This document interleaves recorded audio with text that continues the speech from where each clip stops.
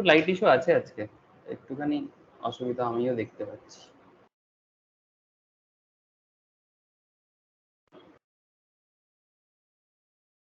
Okay, recording started, please confirm करो ना एक बार। हाँ sir. Okay okay, again good morning to all of you sir. अच्छा देख, स्टॉक मार्केट में इक्विटी डेरिवेटिव में हम लोग लीगल पार्ट में थोड़ा डिस्कशन कर रहे हैं। Equity derivative legal part, basically exam purpose में ये टॉपिक काफ़ी, ये सब जो टॉपिक अभी चल रहा है ना, ये सब एग्जाम पर्पस में ज़रूरत है। ऐसे सारा टॉपिक इम्पॉर्टेंट है, बट ये सब चीज़ें क्या है ना, मतलब ऑप्शन ट्रेडिंग के लिए नॉर्मली एक ट्रेडर को इतना जानने का इच्छा नहीं करता है कि लीगल पार्ट जान के क्या करेंगे, पैसा मिलने से काम हो जाएगा। लेकिन फिर भी जानना तो चाहिए सर, किसी भी पार्ट का लीगल पार्ट में नॉलेज होना चाहिए, चाहे कोई भी फील्ड से हम लोग क्यों ना बिलोंग करें, बट लीगल हिस्सा हर चीज़ का होता है, क्योंकि देश में जो कुछ भी होता है, देख रहे पॉलिटिशियन लोग कभी कभी चिल्लाते हैं ये देश संविधान से चलेगा, ये देश संविधान से चलेगा, ये पॉलिटिकल डायलॉग है सर। एग्जैक्टली जो कुछ भी होता है एज पर कॉन्स्टिट्यूशन होता है, और कॉन्स्टिट्यूशन के अंदर बाकी जितना सारा law part by part different section करके एक्ट बना के रखा गया है ना सर, वो सभी चीज आ जाता है। चलो ठीक है, ये देश संविधान से चलेगा, हाँ बात तो सही है, देश तो संविधान से ही चलेगा।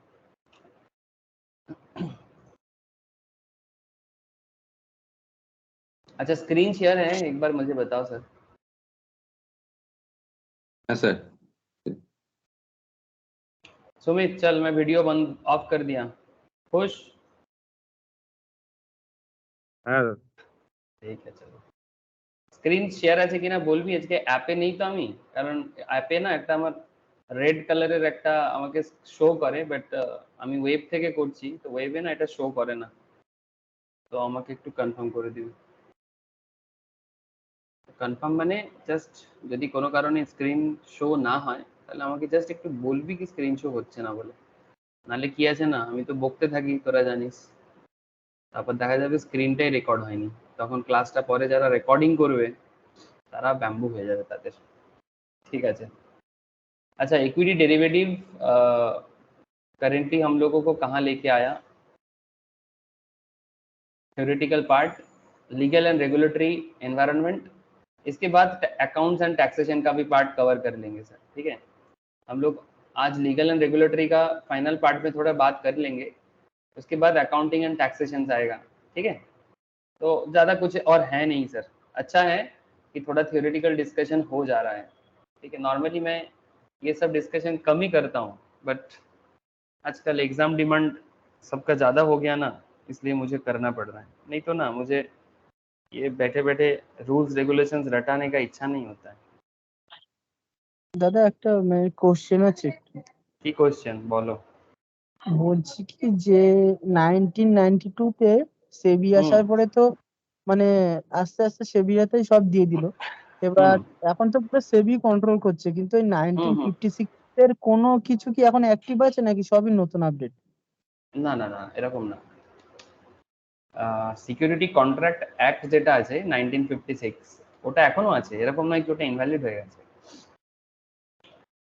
মানে বেসিক্যালি এক্সিস্টিং 1956 অ্যাক্ট কে রেখেই সেবি কে পাওয়ার দেওয়া হয়েছে, মানে অ্যাকচুয়ালি যা কিছু সেবি ফলো করে সেগুলো সবই কিন্তু 1956 অ্যাক্টে আছে।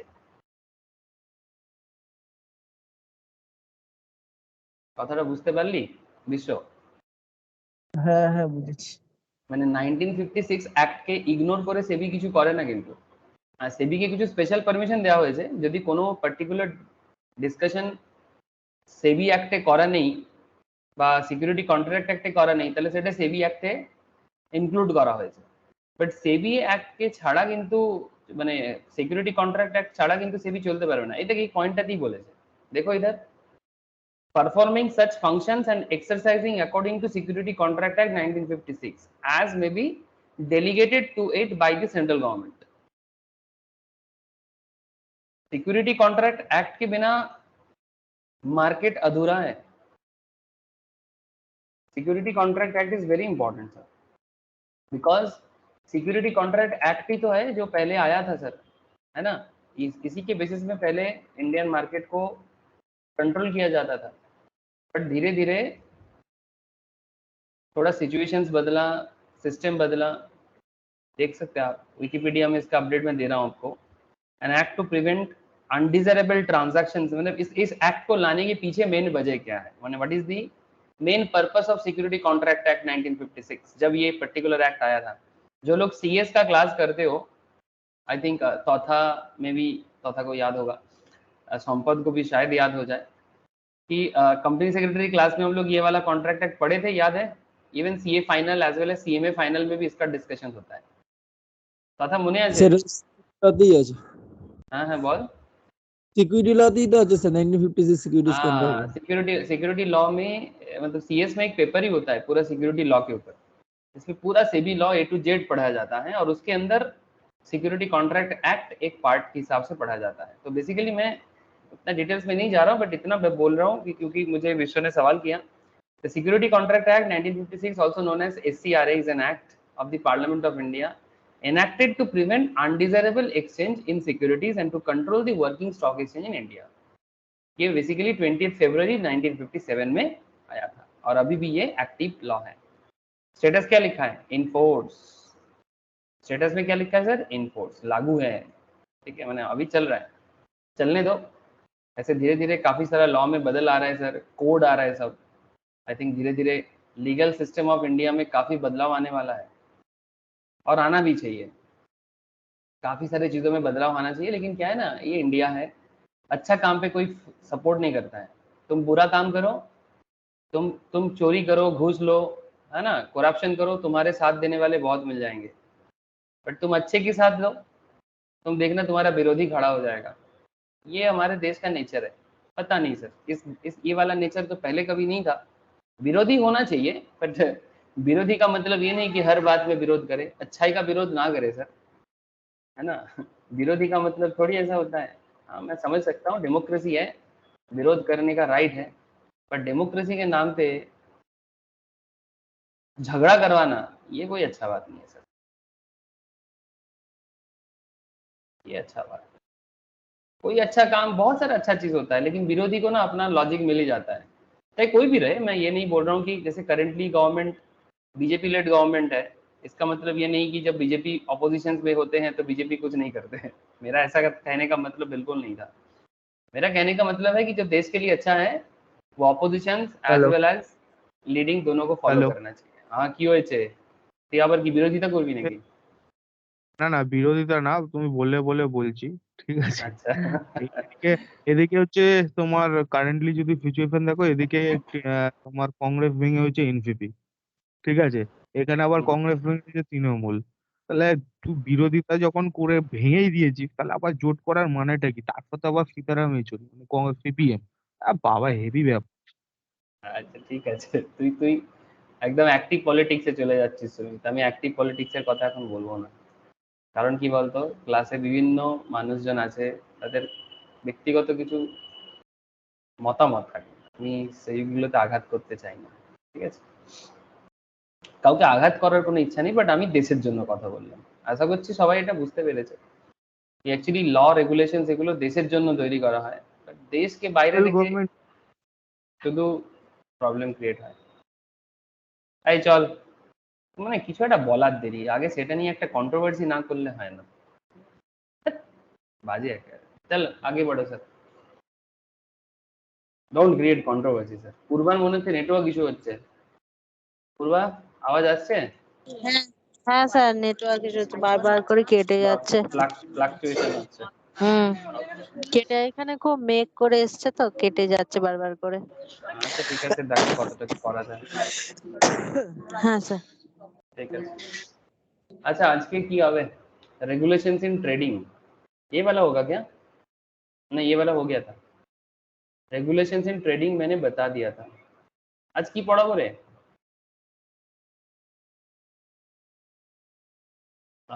Regulations in clearing and settlement and risk management, এটা হবে? স্যার আজকে অ্যাকাউন্টিং করাবেন বলছিলেন। অ্যাকাউন্টিং করাবো, তার আগে এটা করিয়ে দিই, এটা কোনো কমপ্লিট হয়নি।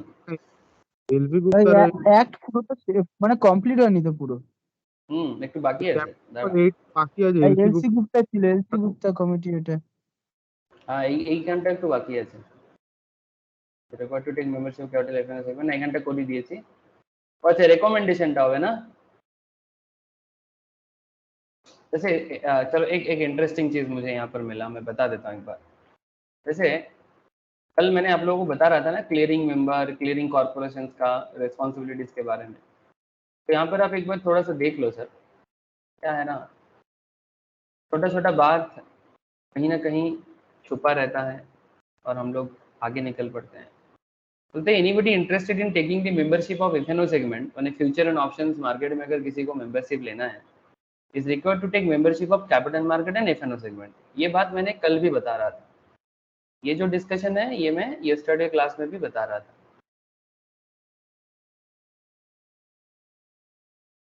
Now point is that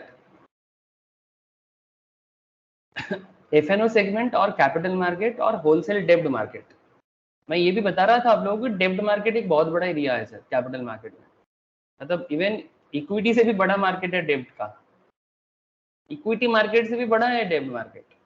it's really big because डेब्ट इशू करके कंपनी काफी अच्छा खासा कैपिटल रेज करता है, और क्योंकि डेब्ट मिलना कंपेरेटिवली थोड़ा सा इजी होता है सर, शेयर से ज्यादा इजी होता है, क्योंकि शेयर में थोड़ा रिस्क होता है ना, तो लोग थोड़ा भरोसा नहीं कर पाते। बट डेब्ट में ना जो देता है डेब्ट उनका रिस्क कम है कंपेयर टू इक्विटी, क्योंकि जो शेयर में इन्वेस्ट करते हैं कंपनी में वो तो कंपनी का रिस्क भी उठा लेता है, लेकिन जो कंपनी को लोन देता है वो कंपनी का रिस्क थोड़ी उठाता है सर। आप लोग बात समझ पा रहे हो? अगर आप किसी कंपनी को लोन देते हो तो क्या कंपनी का बिजनेस रिस्क आपको टैकल करना पड़ेगा? आप क्या बोलोगे कि भाई तुम्हारा बिजनेस चले ना चले मेरा लोन वापस करना। इसीलिए आप देखना कि सबसे पहले लोन का अमाउंट रिपे करने का रिस्पॉन्सिबिलिटीज कंपनी पे होता है, और ये स्टैट्यूटरी रिक्वायरमेंट है। ये डेब्ट रिपे करना स्टैट्यूटरी रिक्वायरमेंट है, चाहे बैंक लोन हो, चाहे डिवेंचर के नाम पे हो, चाहे बॉन्ड के नाम पे हो। इसीलिए डेब्ट मार्केट ह्यूज है सर, ह्यूज। इवन सबसे बड़ा बात क्या है ना, ये जो म्यूचुअल फंड चलता है ना, म्यूचुअल फंड का मैक्सिमम जो एरिया है वो डेब्ट मार्केट से ही एक्चुअली अपने आप को बना के रखा है। और डेब्ट मार्केट स्ट्रांग होना अच्छा बात भी है, खराब बात नहीं है, ठीक है। तो डेब्ट मार्केट एंड एफएनओ सेगमेंट में भी वो अपने आप को मेंबरशिप बना सकता है। Membership for capital market and FNO segment requires a right to execute trades and to clear and settle the trade executed by the members in this segment. Similarly, a membership for capital market, wholesale debt market, future and option segment, wholesale debt market माने छोटा मोटा नहीं sir, बड़ा बड़ा amount में खेला होता है, accords a right to execute trades and to clear and settle the trade executed by the member in this segment. An existing member of clearing member segment can also take the membership of FNO segment. A trading member can also be a clearing member by meeting additional requirement. There can also be only clearing member. अच्छा, आप समझ गए होंगे, trading member clearing member हो सकता है, ये तो बात हम लोग पहले भी पढ़ा। और साथ में ये भी कह रहा है कि there can also be only clearing members. Initial and exposure margin is payable upfront by clearing member, है ना, and the initial margin can be paid by members in the form of cash, bank guarantee, FD receipts and approved securities. Approved security माने government approved security. Security के अंदर क्या आता है, ये सब लास्ट क्लास में डिस्कस हुआ ना सर। सिक्योरिटी माने बहुत कुछ, सिक्योरिटी माने कैश वगैरह तो है ही, सिक्योरिटी माने शेयर, सिक्योरिटी माने डिवेंचर, सिक्योरिटी माने बॉन्ड, सिक्योरिटी माने प्रेफरेंस शेयर, सिक्योरिटी माने derivative is also comes under the definition of securities. जो थोड़ा रिस्की आइटम है फिर भी वो भी सिक्योरिटी के अंदर अप्रूवल मिला है। जिसको भी गवर्नमेंट अप्रूव करेगा सिक्योरिटी के तौर पे वो कुछ भी अमाउंट जमा कर सकते हैं इनिशियल मार्जिन के तौर पे। कौन कर सकता है? क्लियरिंग मेंबर कर सकता है, नॉर्मली ब्रोकिंग फर्म वगैरह होता है।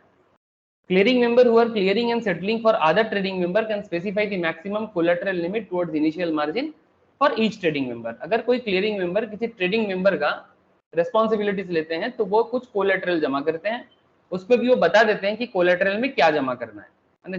ट्रेड मार्केट में ट्रेड लेना है ना, तो सिमिलर वैल्यूएशंस का अमाउंट जमा करना पड़ता है। किसके पास? क्लियरिंग कॉर्पोरेशन के पास। For each trading member and custodial participant clearing and settlement through them.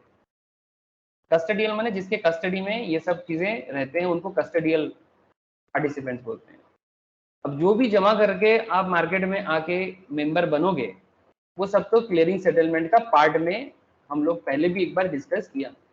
And ये जो लिमिट है can be set up by clearing member through the facility provided on trading system up to the time specified in this regard and such collateral limit once set are applicable to trading member custodial participant, सब पे लागू हो जाता है unless otherwise modified by clearing member. अगर clearing member कोई collateral का amount modify करता है तो वो मॉडिफिकेशन भी बाद में अपडेट कर दिया जाता है।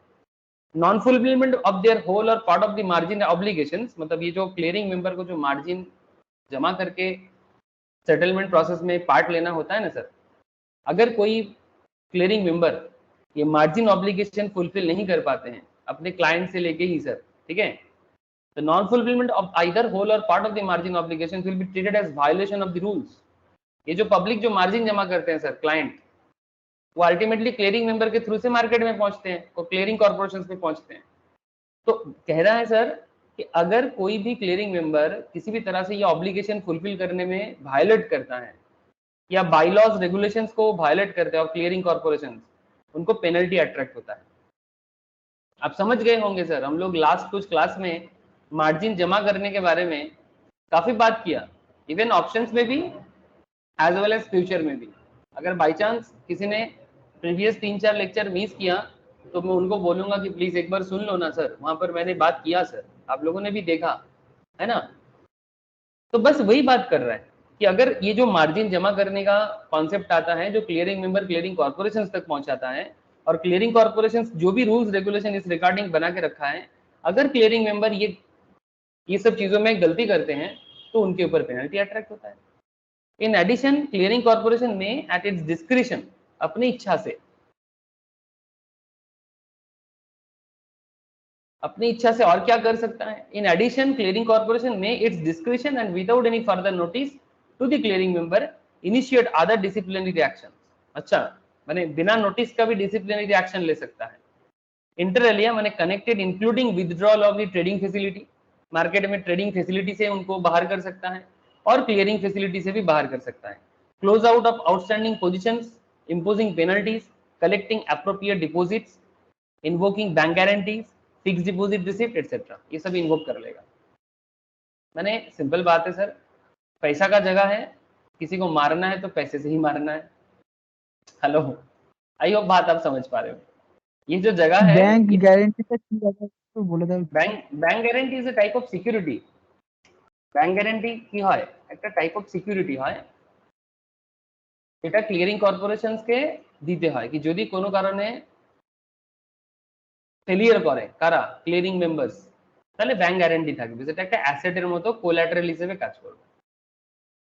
মানে ব্যাংক গ্যারান্টি মানে কি, মানে ব্যাংক কারোর হয়ে গ্যারান্টি দিচ্ছে कि যদি ও পেমেন্ট না করতে পারে আমি পেমেন্ট করব, এটাকে বলছে ব্যাংক গ্যারান্টি।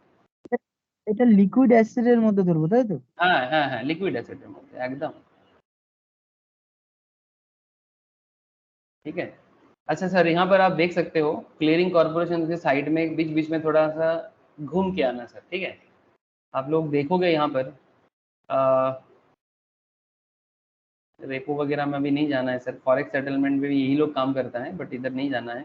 डेरिवेटिव में जा सकते हो, इसमें ना आप settlement procedure, eligibility, non guaranteed settlement and benefits, कुछ स्टैटिस्टिक्स भी दिया है, फीस एंड चार्जेस क्या है इनका ये भी दिया है। ये एकदम स्पेसिफिकली क्लियरिंग कॉर्पोरेशंस का एरिया है। मैं आपको ज़्यादा कुछ नहीं बोल रहा हूँ, सिर्फ डेरिवेटिव सेगमेंट में विजिट करने बोल रहा हूँ, ठीक है। ऐसे ऐसे बिग थिंग सर, ये कोई छोटा मोटा जगह तो है नहीं, है ना, ये कोई छोटा मोटा जगह है नहीं, तो आप खो जाओगे। तो मैं ज़्यादा खोने के लिए तो आपको नहीं बोलूँगा कि एकदम खो जाओ, ठीक है। फिलहाल आप बस थोड़ा डेरिवेटिव सेगमेंट में जाओ और देखो कि क्लियरिंग कॉर्पोरेशंस का इंट्रोडक्शन, बेनिफिट्स, क्या एलिजिबिलिटी है, ठीक है, ये देखो, ठीक है। तो थोड़ा बहुत आप गो थ्रू करो, ऐसे सारा टॉपिक अभी मैच नहीं करेगा, क्योंकि clearing corporations not only in derivative segment, huge area में काम करते हैं। तो आप लोग थोड़ा सा, आप लोगों को दिक्कत फील होगा, बट फिर भी थोड़ा आइडिया के लिए अभी करते रहो धीरे धीरे। जितना आपका फाइनेंस का नॉलेज ओवरऑल डेवलप हो जाएगा ना, आप लोग इनके बारे में भी धीरे धीरे समझ जाओगे। अच्छा, और क्या बताता है देखो, clearing member is required to provide liquid asset which adequately cover various margin. माने इतना एसेट उनको रखना पड़ता है क्लियरिंग कॉर्पोरेशन के पास, ताकि वो जो भी मार्जिन का वैल्यूएशन होता है ना, and liquid net worth requirement जो होता है ना, वो फुलफिल करे। He may deposit liquid asset in the form of cash, bank guarantee, FD, fixed deposit receipt, approved securities, and any other form of collateral as may be prescribed from time to time. The total liquid asset comprises of at least 50% of cash component and the rest is non-cash component. यानी अगर total 300 lakh या 3 करोड़ का बात है, तो उसका कम से कम 50% कैश में होना चाहिए, बाकी 50% नॉन कैश आइटम में हो सकता है। Non cash in the sense like FD हो सकता है, बैंक गारंटी हो सकता है, कोई शेयर वगैरह हो सकता है, डिवेंचर वगैरह हो सकता है जो अप्रूव्ड है, ठीक है। तो ये बात आपको याद रखना पड़ेगा। क्लियरिंग कॉर्पोरेशन का रेस्पॉन्सिबिलिटीज क्या है? ये जो क्लियरिंग कॉर्पोरेशन चिल्ला रहे हैं, ये क्लियरिंग कॉर्पोरेशन मेनली करता क्या है सर? क्लियरिंग मेंबर के थ्रू से मार्जिन को कलेक्ट करना इनका काम है। Collection of margin on timely basis, smooth operations of the market, daily clearing and settlement, daily, to act as a legal counterparty for every contract, to monitor position in derivative and cash segments, deciding daily settlement price, keep consistent record of margin at client level, take care not to appropriate client margin against broker dues, not to appropriate client margin against broker dues। माने broker अगर अपने तरफ से कुछ बाकी रखता है, ठीक है, कॉर्पोरेशन के पास, तो क्लाइंट के मार्जिन के साथ ब्रोकर अपना ड्यूज को एडजस्ट ना करे। ब्रोकर का ड्यूज ब्रोकर का है, क्लाइंट का मार्जिन ब्रोकर के थ्रू से क्लियरिंग कॉर्पोरेशन के पास पहुंचेगा। इसलिए क्या कहता है, take care not to appropriate client margin against broker dues. Broker तो सर आप लोग समझ सकते हो कि ब्रोकर जो है ना ये लोग ना मतलब सारा का सारा गलत काम नहीं करते हैं। मैं ये नहीं बोलूंगा सारे ब्रोकर कंपनी खराब है, बट ये ना मन में थोड़ा सा इनका चलता है। अब आप लोग मार्केट में काफी ब्रोकर के बारे में सुनोगे सर, ठीक है, जो ये कर रहा है वो कर रहा है, जैसे बहुत सारा स्कैम है सर। जैसे एक बॉम्बे बेस्ड एक ब्रोकिंग फार्म है, मैं आपको बताता हूँ ये क्या किया था। फार्म का नाम मैं भूल रहा हूँ। कार्वी? ना कार्वी तो बॉम्बे बेस्ड है।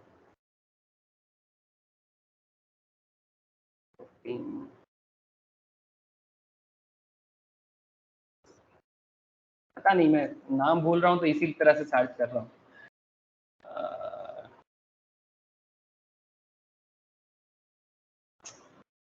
थोड़ा एक्चुअली कब कौन सा चीज पढ़ा देता हूँ फिर बाद में भूल जाता हूँ। ये वाला 1000 करोड़ स्कैम कौन है ये? ये स्टोरी पुराना स्टोरी है, may be this one, power of attorney ले लिया था। हाँ यही वाला है, यही वाला, अनुराग स्टॉक ब्रोकिंग। अरे वाह, मिल गया सर। बहुत पुराना स्टोरी है, 2020-21 का स्टोरी होगा। मैंने ये story in the sense real life situations था। अब देख सकते हो कि ये अनुराग स्टॉक ब्रोकिंग लिमिटेड किया गया था। ये कि Mumbai based stock broking company raised money from prospective investors and promise to deliver attractive monthly return by dabbling in the stock market on their behalf, ठीक है। और इसके लिए ब्रोकिंग फर्म ने क्या किया था, unfortunately they build on the promise, मैंने प्रॉमिस नहीं रख पाया, and soon enough all hell broke loose, ठीक है। Customers stopped receiving their money. They noticed some of the shares were missing and Anurag office had been cleaned out. So what really happened? हुआ क्या था? ये बहुत बड़ा scandal माना गया था सर। एक्चुअली ये जो स्टॉक ब्रोकिंग फार्म था, देखो सर, दुनिया में अच्छा भी होता है, बुरा चीज भी होता है। अब जब अच्छा चीज जानते हैं कि ब्रोकिंग फर्म इतना बड़ा काम करता है, तो ब्रोकिंग फर्म गलत भी करते हैं, तो तब सेबी का काम होता है ना, कि इनको ये सब चीजों से बच के रखना है, ये सब चीजों को साफ करना है ना। हर फील्ड में करप्शन है सर, ठीक है। सोसाइटी में नॉर्मल फील्ड में भी करप्शन दिखता है, तो ये फाइनेंशियल फ्रॉड का एरिया है, यहाँ पर भी करप्शन तो होना ही चाहिए मतलब मैं समझ गए आप लोग मैं क्या बोल रहा हूँ। अगर छोटा छोटा मैटर में करप्शन है तो पैसा जहाँ है वहां पर क्या हो सकता है। Well, to get to bottom of the story, we need to some background on stock brokers. A stock broker, much like your real estate broker, facilitate transactions, है ना. नॉर्मली लोगों को स्टॉक मार्केट ब्रोकिंग समझ में नहीं आता, but आप लोग तो आपके आस पड़ोस में प्रोमोटर को तो जानते हो, है ना, जो रियल एस्टेट ब्रोकर का काम करते हैं. मैंने बेसिकली किसी को फ्लैट चाहिए, प्रॉपर्टी चाहिए, लैंड चाहिए, बीच का काम करते हैं, बायर को सेलर से मीट कराते हैं और अपना ब्रोकरी खाते हैं, बोथ साइड से, है ना, बायर के तरफ से भी, सेलर के तरफ से भी. एग्जैक्टली स्टॉक ब्रोकर भी कुछ इसी तरह का है, बायर और सेलर को मीट कराते हैं एक्सचेंज के थ्रू से और दोनों पार्टी की तरफ से खा लेता है. So when you want to buy and sell shares publicly listed company, and they can facilitate this exchange primarily because they have the power of attorney. किसके पास? ब्रोकर के पास. And they can transact on your behalf with impunity. अब इसी चीज का फायदा उठाया power of attorney का. The idea here is to make your life easier. If the broker did not have these encompassing powers, अगर ये पावर ब्रोकर के पास नहीं रहेगा, selling your own shares would be extremely tedious task. आप अपना share नहीं बेच पाएंगे, बहुत मुश्किल हो जाएगा. मतलब बायर ढूंढने निकलना, नॉर्मल एक घर ढूंढने में या एक जमीन खरीदने के टाइम पे कितना दिक्कत होता है, स्पेशली अगर आप सिटी से बिलोंग करते हो. गांव का बात अलग है सर, ठीक है, गांव में इतना ब्रोकरी वगैरह चलता भी नहीं है, लेकिन सिटी में लोगों को पता है एक फ्लैट खरीदना है, भाड़ा लेना है, खरीदना तो बहुत दूर की चीज, भाड़ा लेना है, अच्छा घर किसके पास मिलेगा? ब्रोकर पकड़ो, बिना ब्रोकर का अच्छा घर मिलेगा ही नहीं. मैंने ऐसा कोलकाता का तो मैं देख रहा हूँ सर, मैंने काफी दिन रेंट पे रहा, मुझे पता है, ठीक है, और मैं सिर्फ कोलकाता के एक पार्ट में नहीं, साउथ, नॉर्थ, सेंट्रल, ऐसा कोई कोलकाता नहीं है जहां पर मैंने रहा नहीं.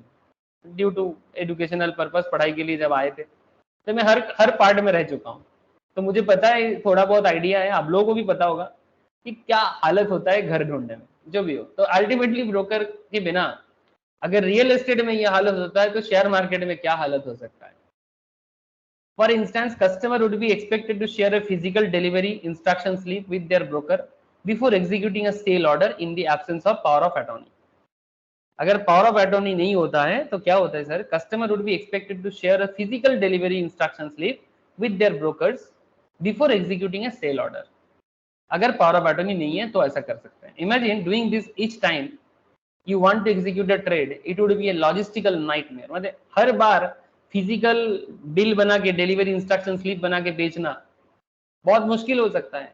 And although you now have alternatives that include online delivery instruction slip. आजकल तो ऑनलाइन हो गया, यानी किसी के पास शेयर है, वो बेचना चाहता है, डिलीवरी करना चाहता है, आजकल ऑनलाइन हो गया. तो most customers simply offer there broker the power of attorney. Simple बात है कि वो ब्रोकर के थ्रू से ये कर लेते हैं, because it is so much easier. Now अब इसी चीज का फायदा कैसे लिया देखो ब्रोकर. अब मैं थोड़ा केस स्टडीज में शिफ्ट हो गया, क्योंकि बात करते करते बात करें सर केस स्टडीज में, क्या बोलते हो? अरे करबो तो डिस्कशन, चलो करची है. अब जब बात छेड़ ही गया तो फिर कर लेते हैं. Now bear in mind, broker still have to have some sort of consent. Broker को कुछ कंसेंट का जरूरत पड़ता है मोस्ट ऑकेशंस में. किसका? क्लाइंट का. Before the executed trade on clients behalf, माने योर बिहाफ माने client. A communication trail that could be established for certain that you explicitly gave that order.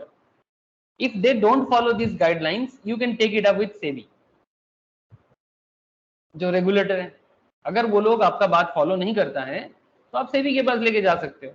So when customers at Anurag stock broking, okay, stopped receiving their monthly return, जब उनको monthly, actually देखो customer का तो वही है, जब तक पैसा मिलता जाता है, रिटर्न मिलता जाता है, कस्टमर खुश, कस्टमर कुछ नहीं बोलेगा, है ना. कस्टमर को ना गलत सही का कोई मतलब नहीं होता है, उनको पैसा मिल जाता है, वो खुश है.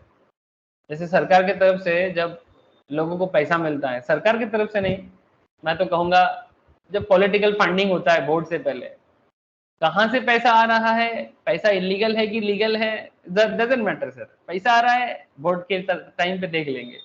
कस्टमर है वो, वोट का कस्टमर है, पॉलिटिकल कस्टमर, ठीक है. वैसा ही यहाँ पर तो फिर भी फाइनेंशियल कस्टमर है, एक लीगल रूट के थ्रू से पैसा कमाने जा रहे हैं. तो इधर तो वो उसका उम्मीद तो होगा ही सर, उसका एक्सपेक्टेशन होगा कि वो रिटर्न कमाए.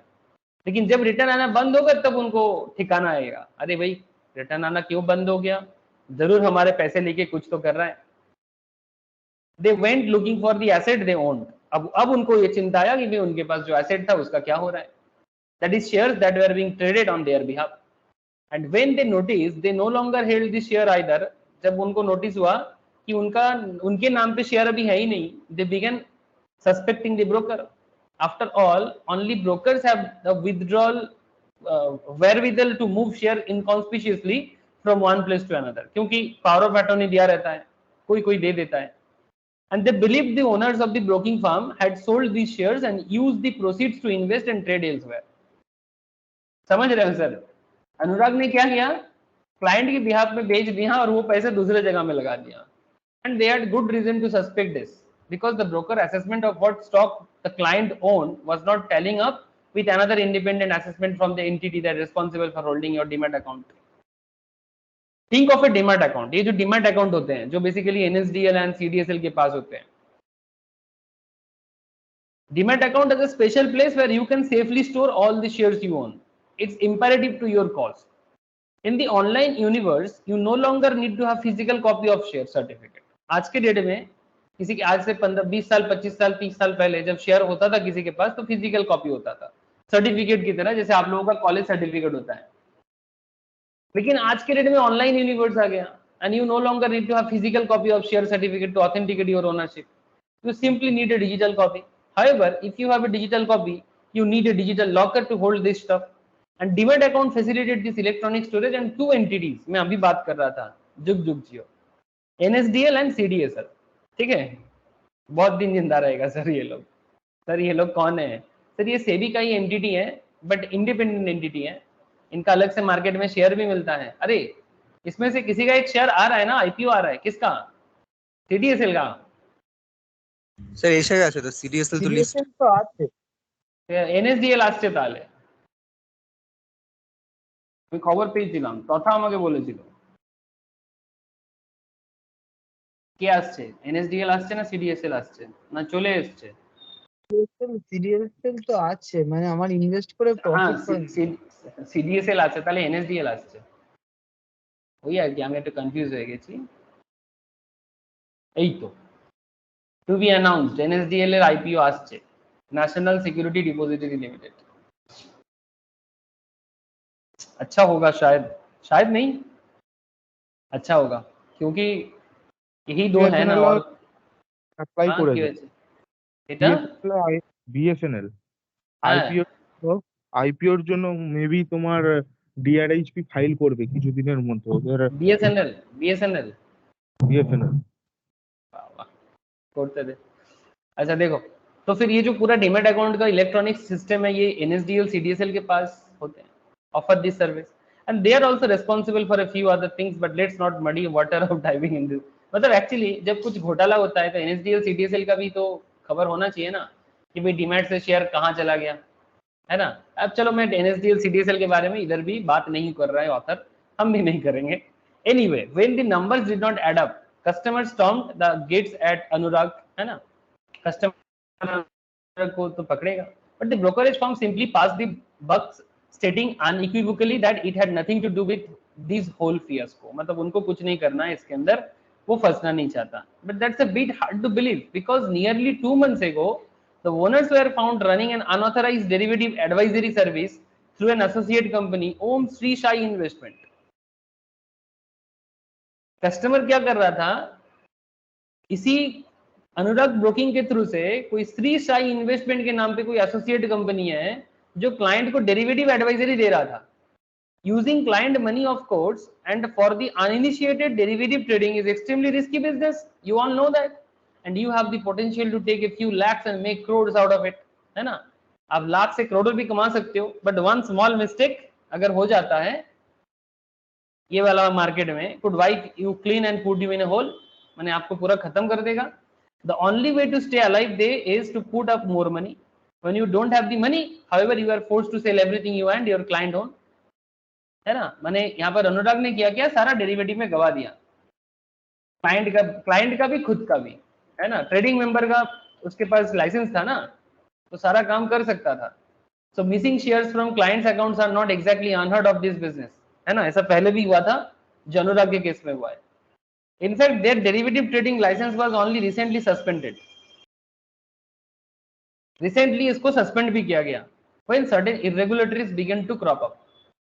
But they filed an appeal contending the suspension. वो सेबी को अपील किया है. इसके लिए एक पैनल होता है सर, इसका नाम है SAT, सिक्योरिटी अपील्स कमिटी. ठीक है. ऑफर्ड सम रिप्राइव, हो सकता है कि कुछ उनको मौका मिल सकता है, वो डिपेंड करता है कि क्या गलती उन्होंने किया नहीं किया. So they ordered a stay on the suspension and asked the brokerage firm to deposit 165 crore. ठीक है. सिक्योरिटी अपीलेट ट्राइब्यूनल ने उनको 165 करोड़ जमा करने के लिए बोला. And allegedly the amount collected through that associate company owns Sri Sai investment, but that never happened, and now the owners have gone incommunicado. ठीक है. मैंने अभी तो ओनर के साथ मतलब जो भी है इनका अभी कुछ हो नहीं रहा है, वो कुछ कम्युनिकेट नहीं कर पा रहे हैं. तो कहने का मतलब है अब क्या हुआ है sir, but 165 crore is peanuts compared to 800 crore Anurag Broking apparently raised through the flagship entity. इनका एक फ्लैगशिप बिजनेस था जिसका नाम था तेजी मंडी एनालिटिक्स लिमिटेड, ये कंपनी का नाम है. ठीक है. जिसके थ्रू से इन लोग 800 करोड़ उठाया था. अब 165 करोड़ इसके सामने छोटा सा एक कॉन्सेप्ट है. तो the A list principal cast in this story, in fact it was customer associated with Teji Mandi that initially raised the complaints. So in effect we don't know where their money is eight.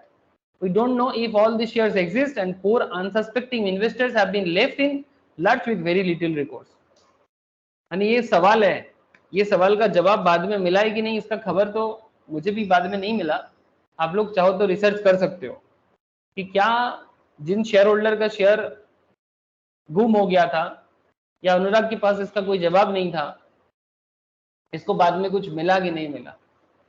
तो मैं आशा करता हूं कि आपको बस समरी जो पॉइंट था इसके अंदर, ये जो अनुराग ट्रेडिंग का ये केस लॉ काफी बड़ा केस लॉ है, फिर भी एक हल्का सा आइडिया मैं आपको दिया कि ब्रोकिंग प्लेटफॉर्म कई बार इस तरह का करप्शन कर देते हैं सर. इसको भी कम करना सेबी का काम है ना. और ये देख सकते हैं आप कि किस तरह से ये पॉइंट से मैंने इस बात पे चला गया. Take care not to appropriate client margin against broker dues. तो ब्रोकर अपना ड्यूज किसी भी तरह से क्लाइंट के मार्जिन के साथ अप्रोप्रिएट ना करे, इस चीज का ध्यान रखना पड़ता है क्लियरिंग कॉर्पोरेशन को. ठीक है सर, आप देख पा रहे हो? हेलो, ব্রোকিং ফার্ম করতে পারে স্যার বলছি বাই চান্স ধরুন এরকম শেয়ার চুরি হয়ে গেল, ঠিক আছে, তাহলে কি মানে পাওয়ার কি আর কোনো পসিবিলিটি নেই? না না, আছে, এরকম কথা নয় কি পাওয়ার পসিবিলিটিস নেই. মানে পুরো ব্যাপারটাই একটা সাবজেক্ট টু ইমপ্রুভমেন্ট. মানে দেখ, পাওয়ার অফ অ্যাটর্নি থাকলে এখন এটা দেখতে হবে কি মানে অনুরাগ স্টক ব্রোকিং যে গন্ডগোলটা করেছে, কাস্টমার তো দেখ, কাস্টমার পুরোপুরি রেসপন্সিবিলিটি অনুরাগ ব্রোকিং কে দিয়ে দেবে, হ্যাঁ না? ওরা বলবে কি না অনুরাগই করেছে, কিন্তু এটাও তো দেখতে হবে কি কাস্টমার পাওয়ার তো দেয়নি. মানে যখন যখন পারমিশন নেওয়ার দরকার হয়েছে, এরকমও তো হতে পারে কাস্টমার পারমিশন দিয়েছে, কিন্তু সেটা প্রুভ করার জন্য এখন ব্যাপারটা হচ্ছে কি কাস্টমারের কনসেন্ট নিয়েছে কি নেয়নি, সেগুলোই সাবজেক্ট টু ইমপ্রুভমেন্ট. হয়তো কিছু নিয়েছে কিছু নেয়নি, বা হয়তো নিয়েছে এখন কাস্টমার ইগনোর করছে যেহেতু লস হয়ে গেছে. কথাটা বুঝতে পারছিস আমি কি বলছি?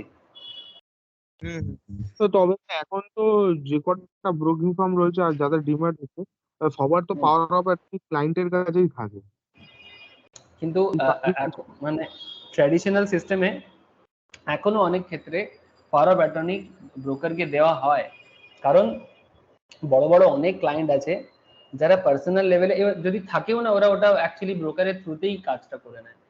ঠিক আছে, তো সেই জন্যই তো এই ধরনের প্রবলেমগুলো হয়েছে. এগুলো তো খুব বেশি পুরনো গল্প নয়, এগুলো তো মানে এরকম নয় কি একদম 5 বছর পুরনো গল্প. এটা হার্ডলি কবে এটা স্টোরিটা, এখানে ডেট থাকে একটা, এটা 2021-22 এর গল্প হবে, 2021 কি 22, থেকে বেশি পুরনো গল্প নয় এটা. ঠিক আছে, তো ব্রোকার তো ক্লায়েন্টকে হ্যান্ডেল করে না. যখন দেখবি ব্রোকিং ফার্মে যখন যাবি না, বুঝতে পারবি ক্লায়েন্টের অনেক কিছু কন্ট্রোল করতে পারে, ক্লায়েন্টকে জিজ্ঞাসা করেই করতে হয়, কিন্তু এখন ওই জায়গাটাতেই ব্যাপারটা. আর এই যে প্রশ্নটা আমাকে নন্দন করলো কি স্যার যদি এরকম চুরি হয়ে যায় তাহলে তখন কি ফেরত পাওয়া যায়? ফেরত পাওয়া যায়, কিন্তু এখন ওইগুলোই সাবজেক্ট টু প্রুভমেন্ট, যেগুলো অ্যাকচুয়ালি মানে সার্ভে করে রিসার্চ করে কেস কেস যখন ঘোটালা যখন হয় তখন কি হয়, তখন ওটাকে প্রুভ করতে হয়, এই আর কি। তা বলছি এরকম ধরুন মানে এরকম রিস্কের ক্ষেত্রে যদি হুম। আমি শেয়ারকে ব্যাংকের কাছে প্লেজ করে দিই তাহলে তো আমার রিস্কটা মানে কমে যাবে, মানে তখন তো ব্যাংকের একটা রেসপন্সিবিলিটি থাকে যে আমার শেয়ারটার মানে কি হচ্ছে ওটা দেখার, তো মানে ওরকম ভাবে কি রিস্ক? হ্যাঁ, ওরকম ভাবে রিস্ক কন্ট্রোল করা যায়, বাট এত দরকার হয় না, এগুলো খুব রেয়ার কেস, এগুলো খুব রেয়ার কেস। মানে সত্যি কথা বলতে কি, মানে যে ধরনের ব্রোকিং ফার্ম, দেখ অনেক ধরনের ব্রোকিং ফার্ম আছে, বুঝেছিস তো? মানে আমি যেটা বুঝি সহজ সরল ভাষায়, বেশি কমপ্লেক্স করছি না, কি ব্রোকিং ফার্ম যদি তোকে বারবার কোনো ব্যাপারে ফোর্স করছে তাহলে জানবি কি কিছু একটা গন্ডগোল হতে পারে, ঠিক আছে? এই আচ্ছা করে দাদা, নাও ভালো হয়। হ্যাঁ, কি হয়েছে বল। বলছি একটা কোশ্চেন তাহলে আমাকে বলো, যে কালকে আমি একটা কোশ্চেন যদি দেখছিলাম, ঠিক আছে, তো ওর মধ্যে বলছে যে তোমার যে ট্রেড নিচ্ছ সেটা বেসিক্যালি হচ্ছে কি যদি কোনো ভুল হয়ে যায় বা কিছু, ওটা 4-5টা অপশন দিয়েছিল, dealer, branch manager, corporate manager আর হচ্ছে জবার, ঠিক আছে? তো জবার তো ছেড়ে দাও, তো তোমার যদি সাপোজ কিছু কোনো ভুল হয়ে যায় বা ট্রেড নিতে, এটা তো বেসিক্যালি তাহলে পাওয়ার অফ অ্যাটর্নি ক্লায়েন্টের কাছে রয়েছে, তাহলে তো 3টে অপশনই হওয়ার কথা না। তিনটে অপশনই হওয়ার কথা মানে বুঝলাম না, আনসার কি করেছিল ওখানে? আনসারটা হচ্ছে তোমার ওখানে বলছে ব্রাঞ্চ ম্যানেজার। তাহলে যদি পাওয়ার অফ অ্যাটর্নি যদি ক্লায়েন্টের কাছে থাকে, তাহলে তোমার যদি মিস্টেক হয় কিছু ট্রেড নিতে, তাহলে সেটার দায় তো ব্রাঞ্চ ম্যানেজারও নিতে পারে না, কর্পোরেট ম্যানেজারও নিতে পারে না, বা যে তোমার ইকুইটি ডিলারও নিতে পারে না। কিন্তু ওখানে আনসার বলছে যে তোমার ব্রাঞ্চ ম্যানেজার, তো কি করে সম্ভব? কেন ব্রাঞ্চে পাওয়ার অফ অ্যাটর্নি, তো পাওয়ার অফ অ্যাটর্নি কে কাকে দেবে? ক্লায়েন্ট দেবে তো হ্যাঁ, ব্রোকারকে। দেবে ব্রোকারকে, কিন্তু তোমার কোশ্চেনটাকে ইয়ে করো, বলছে তোমার যদি ট্রেড নিতে ভুল হয়, সাপোজ ধরো আমার পাওয়ার অফ অ্যাটর্নি আমি ব্রোকারকে দিচ্ছি, তো ব্রোকারের হুম তো কোনো রেসপন্সিবিলিটি নেই যে তুমি কি ট্রেড নিচ্ছ না নিচ্ছ, ভুল চুক হয়ে গেলে ব্রোকার তো দেখবে না, ঠিক হুম। আছে? আমি যদি ট্রেডটা নিয়ে থাকি, তাহলে সেখানে যদি আমার ভুল হয় তার জন্য ব্রাঞ্চ ম্যানেজার কেন মানে সেই জিনিসগুলো দেখবে? সেটা তো না, ব্রাঞ্চ অবভিয়াসলি ম্যানেজার। প্রত্যেকটা ট্রেডের এক্সিকিউশনের দায়িত্ব কিন্তু ব্রাঞ্চ ম্যানেজারের। ট্রেড নিতে কি ভুল হচ্ছে, মানে অ্যাকাউন্টে টাকা নেই তবু ট্রেড নিয়ে ফেলেছিস, তাই না? না, তাহলে ধরো সেটাকে ট্রেড বলতে বেসিক্যালি ধরো আমি একটা অপশন কন্ট্রাক্ট নিচ্ছি, ঠিক আছে, এবার হুম সেই হুম আমি ওই এলসি গুপ্তা কমিটিটাও করছিলাম, তো ওখানে বলছে যে আগের দিন তুমিও বলছিলে যে 175 টাকা ধরো কোনো শেয়ার যদি টিগার করি বা সেটা যদি ফোন করে বলি, তাহলে ওই 175 টাকাই তাই পারচেস করে দিতে হবে ব্রোকিং ফার্মকে। তো যদি হুম সেই থেকে হয়, তাহলে তো আমার নিজে পারচেস করছি, এক্সিকিউট করবে কিন্তু ব্রাঞ্চ ম্যানেজার, কিন্তু সেটা হুম। যদি আমার 176 বা 77 যদি হয়ে যায় পারচেস হয়, তাহলে আমি নিজে পারচেস করছি, তাহলে সেটার জন্য রেসপন্সিবিলিটি কেন ব্রাঞ্চ ম্যানেজার থাকবে? না, সেটা রেসপন্সিবিলিটি ব্রাঞ্চ ম্যানেজার, সেটা দেখতে হবে কি মানে ব্যাপারটা ভুল কোন লেভেলের না না ভুল দাদা বা। ওরকম কোশ্চেনটা ওরকম ছিল না, মানে ডিলার যারা আছে তাদের অ্যাক্টিভিটি গুলো কে দেখবে, এটাই ছিল কোশ্চেনটা। ডিলারের অ্যাক্টিভিটি গুলো কে দেখবে? ব্রাঞ্চ হ্যাঁ, ম্যানেজার দেখবে, আর কে দেখবে? ওটাই ছিল, ওটা ডিলারের ছিল, ক্লায়েন্টের ছিল না, আচ্ছা ডিলার। ঠিক আছে, কোয়েশ্চেন কোয়েশ্চেন গ্রুপে ছাড়বি, আমি দেখে বলবো। এই সুমিতটা না কি নিজে বোঝে কি বোঝায় বুঝতে পারি না। ওরকম ভাবে কোয়েশ্চেন বলবো না, আমাকে গ্রুপে দিবি, আমি বলে দেবো পরে, ঠিক আছে? কোয়েশ্চেনটা পড়ে বুঝলে আমি ঠিক বলতে পারবো কি কি আনসার হতে পারে। দাদা একটা আচ্ছা আগে কোশ্চেন করবো একটু, আমার একটু এটা ছিল, একটু মানে দরকার ছিল, আমি ডিস্টার্ব করতে চাইছিলাম না, আলোচনা আচ্ছা হচ্ছে বল বলে বলছি এখন বল মাঝখানে। বল বল বল সোয়াপ বল সোয়াপ আর ফরওয়ার্ড কোনটাকে, এই দুটোর মধ্যে ডিফারেন্সটা কি? কি ফরওয়ার্ড কন্ট্রাক্ট আর ফিউচার কন্ট্রাক্ট? না না, আর সোয়াপ সোয়াপ। সোয়াপ, সোয়াপের হ্যাঁ, ক্ষেত্রে একটার বদলে একটা হয়, আর ফরওয়ার্ড কন্ট্রাক্ট হচ্ছে যেটা ট্র্যাডিশনাল সিস্টেমে, মানে ফরওয়ার্ড কন্ট্রাক্ট মানে ওটাই, যেটা যেটা ফিউচারে করিস ওটাই ফরওয়ার্ড কন্ট্রাক্ট, ঠিক আছে? যেটা ফিউচারে করিস ওটাই ফরওয়ার্ড কন্ট্রাক্ট। মানে এটা তো একদম ফিউচারের মার্কেটের প্রথম ক্লাস, ফিউচারের প্রথমেই এটা বলা হয় কি ফরওয়ার্ড মার্কেটই আগে হয়, সেই ফরওয়ার্ড মার্কেটটাকে ইম্প্রোভাইজেশন করে ফিউচার মার্কেট করা হয়েছে। মানে বেসিক্যালি আগে এত অর্গানাইজড হতো না, সেটেলমেন্টের জন্য এত ধরনের মিডিয়েটর থাকতো না, ঠিক আছে? যেটা ফরওয়ার্ড মার্কেটে পরে ফিউচার মার্কেটে কনভার্ট করে ওটাকে অর্গানাইজ করে দেওয়া হয়েছে।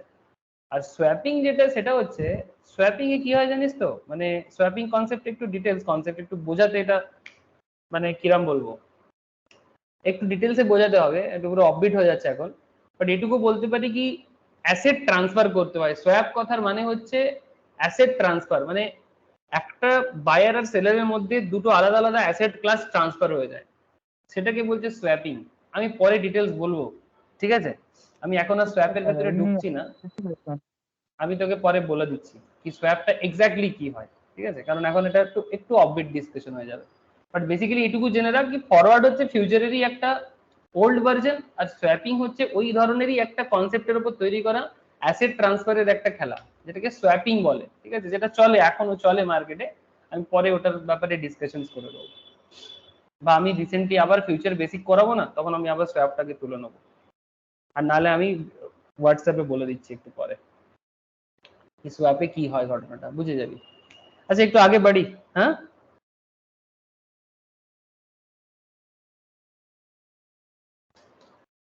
আচ্ছা এখানে কি বলছে, the clearing corporations can transfer, আচ্ছা স্ক্রিনটা শেয়ার আছে তো? হ্যাঁ আছে। The clearing corporations can transfer client positions from one broker member to another broker member in the event of default by the first broking member. এটাও হয়েছে, এই ধরনের ঘটনা ঘটেছে রিসেন্টলি, কার্ভির সাথে এরকম হয়েছে, তাই না? কার্ভি স্টক ব্রোকিং অনেক ধরনের ঘটনাতে ডিফল্ট করেছে, যেটা as per rules regulations follow হয়নি। तो कार्वी के पास जितना सारा डिटेल्स था, वो सारा डिटेल्स आई थिंक आईआईएफएल को शिफ्ट किया गया। आप लोगों के पास ऐसा कुछ खबर है? कार्वी का पूरा कार्वी के पास पूरा का पूरा जो क्लाइंट बेस था, उसको आईआईएफएल के पास शिफ्ट किया गया, ठीक है? तो ये सब क्लियरिंग कॉर्पोरेशंस के थ्रू से होता है sir ultimately. Some of the reports which had derivative segment of stock exchange has to provide to SEBI are occasions when 99% value at risk limit has been violated, defaults by broking members, daily market activity report and daily market report.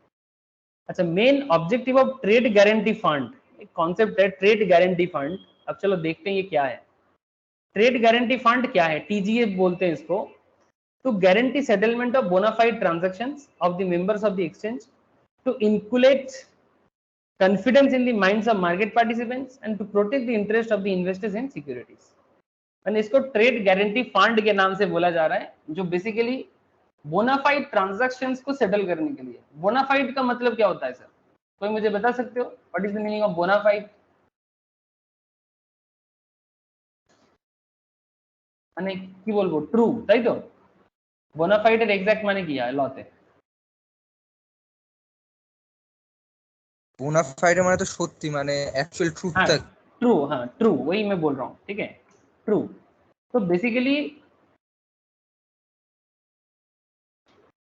the main objective of trade guarantee fund is to guarantee settlement of bona fide transaction, माने जो original transactions हो रहा है member exchange के बीच में, वो settlement में सही तरह से काम करे, जिसके लिए एक फंड जमा करना पड़ता है, ट्रेड गारंटी फंड बोलते हैं। इस फंड के बेसिस में मार्केट पार्टिसिपेंट्स को कॉन्फिडेंस मिलता है एंड इन्वेस्टर को प्रोटेक्शन मिलता है, बस यही मेन पर्पस है।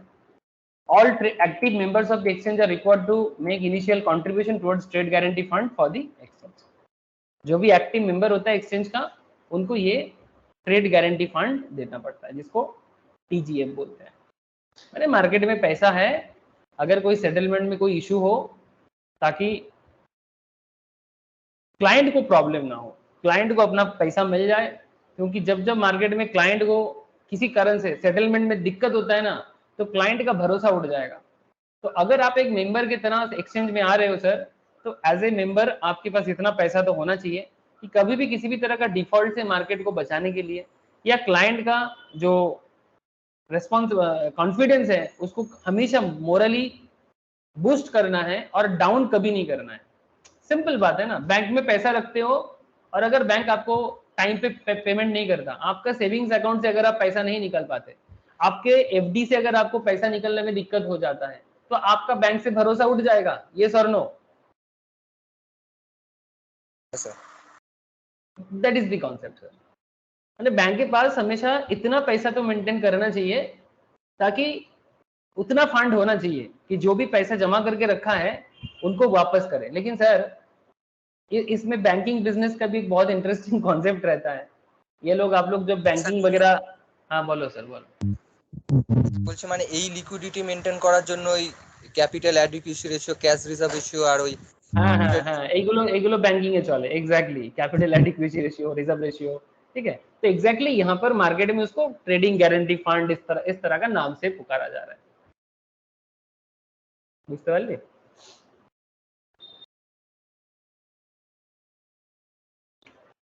বুঝতে পারলি নন্দন? হ্যাঁ হ্যাঁ হ্যাঁ बस मैं ज्यादा अभी बैंकिंग डिटेल्स में नहीं जाऊंगा, बट इतना समझ रहे हो आप लोग, सारा बिजनेस रिलेटेड या पैसा रिलेटेड मैटर इसी तरह से काम करते हैं। अच्छा, major recommendations by doctor L C Gupta committee, जो कमिटी को बनाया गया था मार्केट को डेरिवेटिव सेगमेंट को डेवलप करने के लिए। Margin should be based on value at risk methodology at 99% confidence. Volatility should be monitored online. Exposure should be monitored online. Daily collection of mark-to-market margins on the next trading day in case of future. Market participants should know volatility and margin methodology. जो market participants होगा ना उसको volatility and margin methodology का knowledge होना चाहिए। Strict entry norms for derivative broker members, माने जो भी मार्केट में एंट्री करेगा एज ए ब्रोकर मेंबर, उनका जो रूल्स रेगुलेशन है काफी स्ट्रिक्ट होना चाहिए। Each dealer should pass SEBI approved certification exam. आपको पता है आप लोग एक्चुअली डीलर ही बनने वाले हो सर, तो जो भी डीलर बनेगा, जो भी स्टॉक मार्केट या इक्विटी डीलिंग करेगा या डेरिवेटिव डील करेगा, उनको NISM क्रैक करना पड़ेगा, जिसके लिए आप लोग रेडी हो रहे हो। आपको एक इंटरेस्टिंग चीज बता दूं सर, आगे आगे जितना समय और बढ़ता जाएगा अपकमिंग ईयर्स में, NISM का पॉपुलरिटी दिन पे दिन डेवलप करेगा सर, दिन में दिन डेवलप करेगा। NISM बहुत पुराना कोर्स नहीं है सर, ये 2006 में आया है, 2006 पार्लियामेंट एक्ट। तो कंपैरेटिवली न्यू होने के कारण लोगों को ना अभी भी NISM वगैरह के बारे में ना नॉलेज नहीं है। फिर भी आजकल सोशल मीडिया के कारण थोड़ा सा लोगों को जानकारी मिल रहा है। जब मैं 2012 में फर्स्ट टाइम जब मैंने सोचा कि लोगों को बताना है, पढ़ाना है, तब मैंने स्टार्ट नहीं किया था पढ़ाना, तब से मैं NISM के बारे में बता रहा हूँ लोगों को 2012-13 से। लेकिन आज जाके मुझे कॉम्पिटिटिवली थोड़ा ज्यादा कॉन्शियसनेस देखने को मिल रहा है। पहले इतना नहीं था, मैं बोलता था तो स्टूडेंट बिलीव नहीं करता था, लेकिन अभी लोगों को बिलीव हो रहा है कि हाँ ऐसा कुछ कोर्स है जो जरूरी हो रहा है, लाइसेंस इंपॉर्टेंट है, और इसके लिए मार्केट जैसा स्टॉक मार्केट का अंदर का नॉलेज बेस को डेवलप करना है। ये देखो ना सर, नॉलेज ही तो है जो आज मुंबई को मुंबई बनाया है ना। पैसा मुंबई में कैसे गया? बिकॉज मुंबई में लोगों के पास पैसा का नॉलेज है, सिंपल बात है। आज गुजरात को देखो आप, गुजरात इकोनॉमिकली काफी स्ट्रांग है, अहमदाबाद, सूरत, जो भी देखो आप, क्यों? क्योंकि वहां पर भी लोगों को मनी रिलेटेड नॉलेज है। बैंगलोर में भी पैसा है, वहां पर टेक्नोलॉजी भी एक मैटर करता है, बट साथ में पैसा वाला नॉलेज भी बैंगलोर साइड में देखने को मिल रहा है। Competitively eastern parts of India थोड़ा सा खाली है सर, इसे भरना पड़ेगा। आप लोग, हम लोग सब मिल के करना है सर। पता नहीं कब कितना समय लगेगा, बट अगर सबको ही चाहेगा तो जरूर होगा सर। इतना आसान तो नहीं है। हाँ सर, आसान नहीं है। Derivative segment must be separate from cash segments. Grossing up margins at client level. Separate investor protection fund, इसको बोलते हैं IPF, must be created for derivative segment. माने ये investor protection fund normally investor अगर किसी तरह से, माने इन्वेस्टर माने बेसिकली कहना ये चाहते हैं कि जो डेरिवेटिव सेगमेंट को चलाने के लिए एक अलग फंड मेंटेन करना है, कि कभी किसी के साथ किसी भी तरह का फ्रॉड हो जाए या कुछ भी हो जाए, या मार्केट में किसी तरह से डिफॉल्ट आ जाए, कोई प्रॉब्लम आ जाए, तो इन्वेस्टर को प्रोटेक्ट करने के लिए इतना पैसा होना चाहिए मार्केट के पास। इसलिए एक अलग से फंड डेवलप करना है, जिसको IPF के नाम से या इन्वेस्टर प्रोटेक्शन फंड के नाम से बोला जाता है। Offline order entry is permitted, माने कोई चाहे तो ऑफलाइन में भी ऑर्डर दे सकता है। Derivative segment should attract at least 50 member, कम से कम 50 मेंबर डेरिवेटिव सेगमेंट में एक्सचेंज में होना चाहिए। Clearing member should have a minimum net worth of 3 crore. Clearing member should maintain a minimum deposit in liquid asset of 50 lakh with the exchange or its clearing corporations. ठीक है, या तो exchange के साथ माने BSE या NSE, या फिर clearing corporation. Mark to margin should be settled only in cash, इसके बारे में काफी बात हुआ है।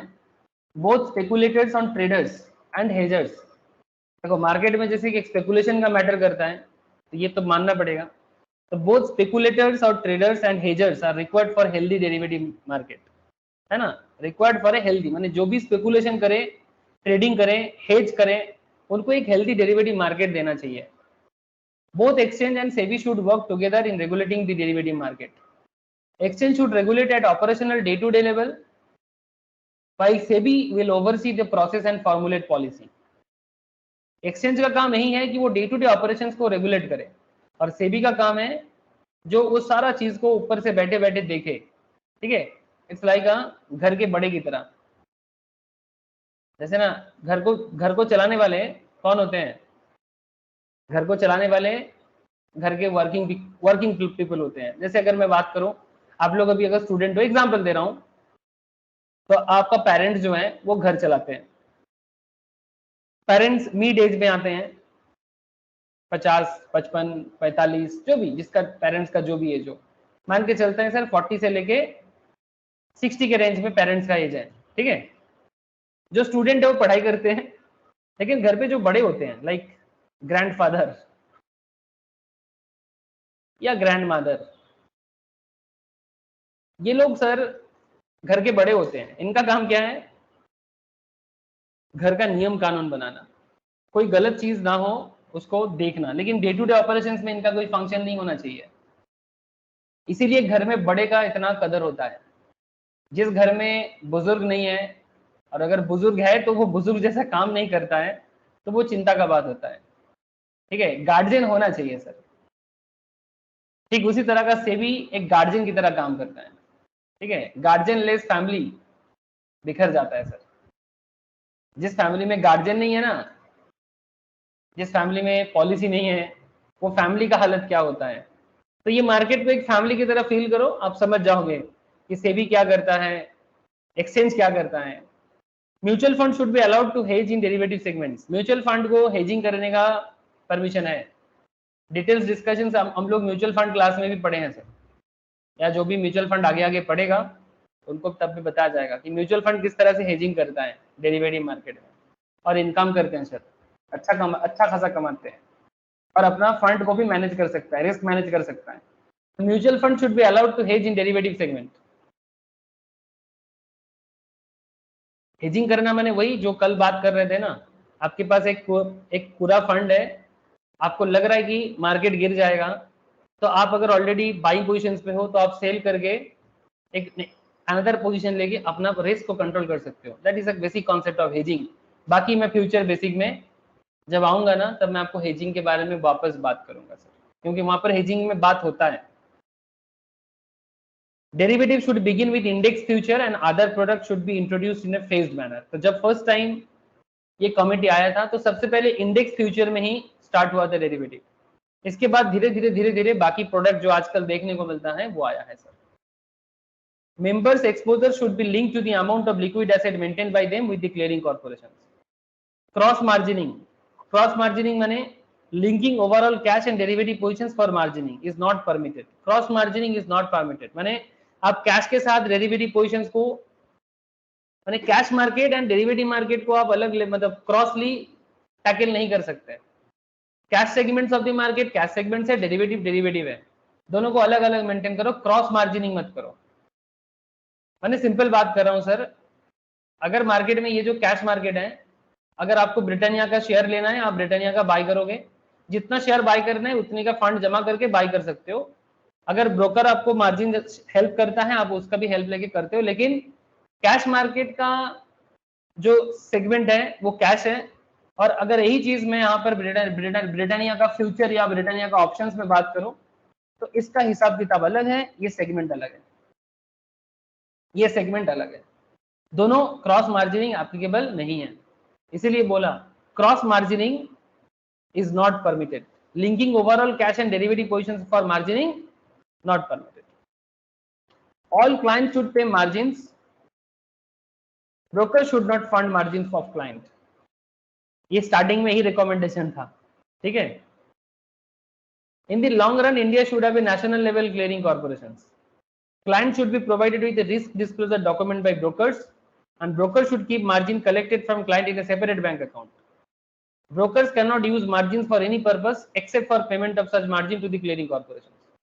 ब्रोकर जो मार्जिन कलेक्ट करेगा वो मार्जिन सिर्फ सेटलमेंट पर्पस में क्लियरिंग कॉर्पोरेशंस को देने के लिए ही यूज होगा, किसी दूसरे पर्पस में ब्रोकर वो मार्जिन को यूज नहीं कर सकता। पैसा देख के लालच ना आए, ठीक है, पैसा बड़ा खतरनाक चीज है, सही तरह से यूज करो जिंदगी बदल जाता है, गलत तरीके से यूज करो सब खत्म कर देता है। बट पैसा चीज बहुत अच्छा चीज है, डिपेंड करते हैं जो यूज करते हैं उसके नियत पर। Transaction should be entered in the trading system exclusive of brokerage. Brokerage should be charge separately in the contract note. In case of clearing member default, margin paid by the clearing member on his own account alone would be used to settle his dues. उसका जो खुद का margin है उसी से, clearing member का default अपने margin से अलग होगा, क्लाइंट के पैसे से नहीं। All broker in the derivative segment should obtain SEBI registration. SEBI registration बिना कोई ब्रोकर नहीं बन सकता, और डेरिवेटिव का काम करना है तो उसका लाइसेंस चाहिए। Clearing function should be organised as a separate entity, preferably in the form of clearing corporation. Clearing corporation has power to levy additional margin, special margin, define maximum exposure limits and disable brokers from trading. Yes, कोई broker को disable करने का power clearing corporation के पास होता है। At the time of entering into a transaction, the broker must indicate the client on whose behalf the transaction is being entered into. Proprietary trading must also be clearly identified. SEBI should create a special derivative cell within itself to understand and supervise the market better. SEBI should constitute an advisory council for derivative. Derivative segment should have a separate governing council. मैंने basically देखो ये सब चीजें समझने के लिए और कुछ नहीं, आपको थोड़ा कैपिटल मार्केट का नॉलेज होना चाहिए बस। अगर आप समझ पा रहे हो कि मार्केट पैसा किस तरह से पूरा खेल को चलाते हैं तो आप समझ जाओगे कि क्यों ये सब अथॉरिटी डेवलप किया गया है। No common member should be allowed between the cash segment governing board and derivative segment governing council. दोनों में कोई कॉमन मेंबर नहीं होना चाहिए। कैश सेगमेंट गवर्निंग का बोर्ड अलग होना चाहिए, डेरिवेटिव सेगमेंट का अलग होना चाहिए। The exchange should set up, इसीलिए तो जब एनएससी में जो करप्शन हुआ था, लास्ट क्लास में बता रहा था ना आपको, चित्र रामकृष्ण का स्टोरी। एनएससी का जो करप्शन हुआ था 2012-13 से लेके 16 के बीच में, जो एनएससी के चेयरमैन थे वो कैसे घोटाला कर लिया। मतलब दोनों अलग डिपार्टमेंट, एक ही डिपार्टमेंट में होने के कारण ये सब इंफॉर्मेशन लीक हो रहा था, इंपॉर्टेंट इंफॉर्मेशन लीक हो रहा था। मैं कभी आपके साथ चित्र रामकृष्ण का घोटाले के बारे में भी डिस्कस कर लूंगा कि क्या ऐसा अंदर में किया था। एनएससी का जो घोटाला बना था जिसके कारण चित्र रामकृष्ण अभी जेल में है।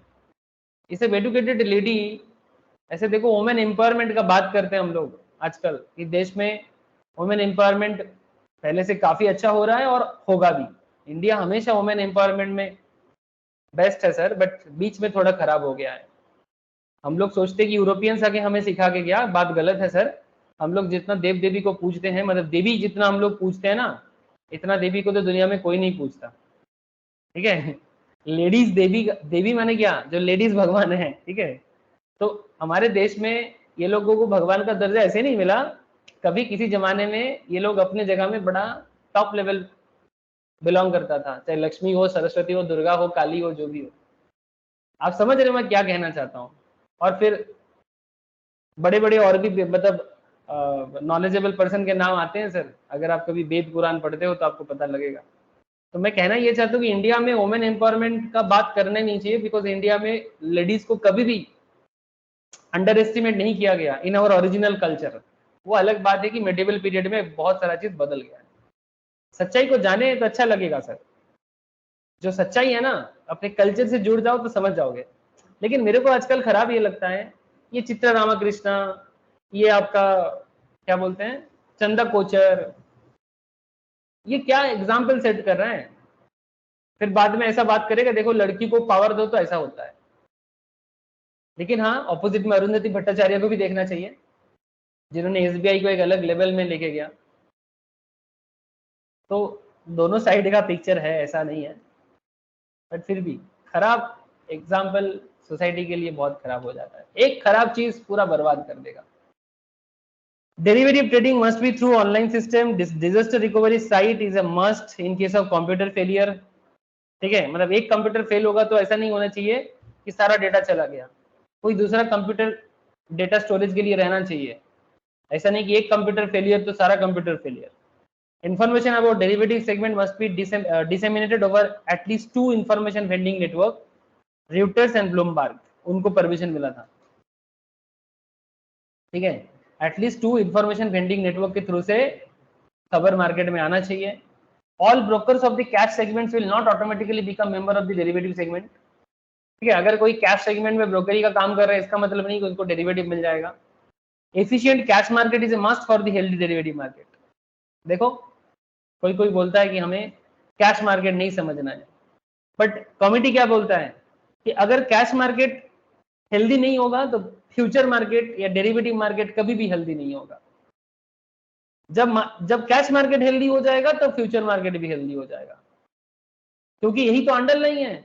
अगर मेन एसेट क्लास ही हेल्दी नहीं है तो फिर उसका डेरिवेटिव कैसे हेल्दी होगा। अगर आज आपका प्रेजेंट सिचुएशन हेल्दी नहीं होगा तो आपका फ्यूचर कैसे हेल्दी होगा। इसीलिए बड़े लोग कहते हैं सर कि प्रेजेंट को सही करो, फ्यूचर अपने आप सही हो जाएगा। मार्केट भी वही कह रहा है सर, मतलब ये कमिटी भी वही कह रहा है। Efficient cash market is must for healthy derivative market. Delivery level in cash market should be improve and increase. यानी ये तभी बढ़ सकता है जब मार्केट में और भी नॉलेजेबल पर्सनालिटीज और भी लोग आएंगे। Uniform settlement cycle across all exchanges recommended. A separate governing board should be constituted for the clearing corporations of the derivative segment. No broker member should be allowed to sit on the governing board of the clearing corporations. Okay, याद रखना sir. No broker member should be allowed to sit on the governing board of the clearing corporations. नहीं तो manipulation हो सकता है। ऐसे ही बिना मतलब बहुत सारा रेस्ट्रिक्शन के बाद भी मैनिपुलेशन हो जाता है, तो सोचो कितना चिंता करना पड़ता है। If your client is a trust or a company, if your client is a trust or company, you as a broker must obtain authorizations from the board of the trustee or board of directors for trading in derivative on their behalf. Providing client ID for every transaction is mandatory. Her transactions में client ID mention करना mandatory है। Okay, और एक last committee है sir, इनके बारे में भी थोड़ा पढ़ लो क्योंकि ये सब इंपॉर्टेंट है। Major recommendation of professor J R. Verma committee, ठीक है। इससे पहले वाला कमिटी का नाम क्या था, डॉक्टर एल.सी. गुप्ता, ठीक है। और ये जो कमिटी है ये है आपका जे.आर. वर्मा। तो चलो, अच्छा कैलेंडर स्प्रेड्स, इसके बारे में मैं आपको अभी डिटेल्स में नहीं बात करूंगा, ये एक्चुअली एक स्ट्रेटेजी है। ये स्ट्रेटेजी के क्लास में बात करूंगा मैं। ऑप्शन स्ट्रेटेजी में कैलेंडर स्प्रेड या स्प्रेड क्या होता है, इसका नॉलेज ऑलरेडी बहुत लोगों को मिल गया है। जिनको नहीं समझ में आ रहा है डोंट वरी, बाद में समझ जाओगे, ठीक है। जिनको ऐसा लग रहा है कि सर ये कैलेंडर कहाँ से आ गया स्प्रेड क्या है, तो बाद में बता देंगे sir. Calendar spread on future will attract lower margin, minimum 1% and maximum 3%. The margin itself being 0.5% per month of spread on the par month value. Sir ये बात वो लोग समझ गए होंगे कि ये किसके ऊपर क्या चार्ज कर रहा है। सिर्फ उनको दिक्कत होगा जिनको अभी भी एक भी स्ट्रेटेजी का आइडिया नहीं है। Detail methodology on value at risk provided. Volatility should be calculated based on standard deviations. ये सब चर्चा हुआ है सर। स्टैंडर्ड डेविएशंस के बेसिस में ही आप डेली रिटर्न या वोलेटिलिटी को चेक कर सकते हो। Exponential weighted average method should be used for calculations of volatility. Initial margin level should be dynamic and recalculated continuously based on volatility levels. Exchange should obtain SEBI approval if it wants to change the initial margin calculation methodology. अगर किसी कारण से exchange methodology change करना चाहता है तो बिना SEBI approval का नहीं कर सकता। Initial margin, if changed, will apply to all outstanding contract and not only for fresh contract. Calendar spread carry only basis risk and no market risk, hence lower margins are adequate. Calendar spread में risk कम होता है तो margin कम जरूरत पड़ता है। इसके ऊपर ना मैं इसलिए भी ज्यादा बोल नहीं पा रहा हूं अभी, क्योंकि हम लोग जब स्ट्रेटेजी पढ़ते हैं ना तो रिस्क कंट्रोल होता है, और स्ट्रेटेजी बना के ही ऑप्शन मार्केट में खेलना ऑलवेज रिकमेंडेड है। नैकेड पोजीशंस आपको एक आध दिन बना देगा, पर जिस दिन लूटना होगा लूट लेगा। इसीलिए ऑप्शन स्ट्रेटेजी में जब आपका स्प्रेड कंट्रोलिंग होता है ना, तब आपका मार्जिन लेवल भी कम जरूरत होता है। इसके ऊपर चर्चा हम लोग स्ट्रेटेजी बताने के टाइम पे करेंगे। मैं वापस स्ट्रेटेजी स्टार्ट करने वाला हूं बहुत जल्दी। Calendar trade should be treated as an open positions as the near month expires. Differential margin on conversion of calendar spread positions to open positions should be collected 3 days before expiry of the near month. Near month के expiry के 3 दिन पहले margin collect कर लेने के लिए बोल रहे हैं। Technically professor J R. Verma committee recommendation was different, however currently as per SEBI guidelines this is the regulations. Technically थोड़ा डिफरेंट है, बट सेबी गाइडलाइंस के हिसाब से ये रेगुलेशन सभी भी हैं। Liquid asset mean deposit maintained by clearing member with clearing corporations. Liquid asset can be in the form of cash, cash equivalent, जिसमें government security, fix deposit, treasury bill, bank guarantee, investment grade डेब्ट, equity securities, बहुत कुछ हो सकता है। Equity security can form maximum 50% of liquid asset. कुछ बातें common हो रहा है सर लास्ट कमिटी और इस कमिटी के बीच में। Cash and cash equivalent must from minimum 50% of liquid asset. Liquid net worth is defined as liquid asset minus initial margin. Liquid net worth of all clearing member at all points of time, including intraday, should be maintained rupees 50 lakh minimum level. Securities placed with the clearing corporation shall be marked to market on weekly basis. Haircut on equity securities is 15% and haircut on debt securities is 10%. ये haircut क्या है sir? किसी को पता है haircut क्या है? बोलो सर, किसको haircut करना है?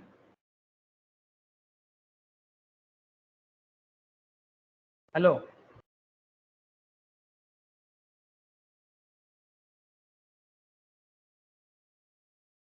चलो मैं आपको थोड़ा सा हेयर कट का पॉइंट आया तो एक बार दिखाई देता हूँ हेयर कट क्या है।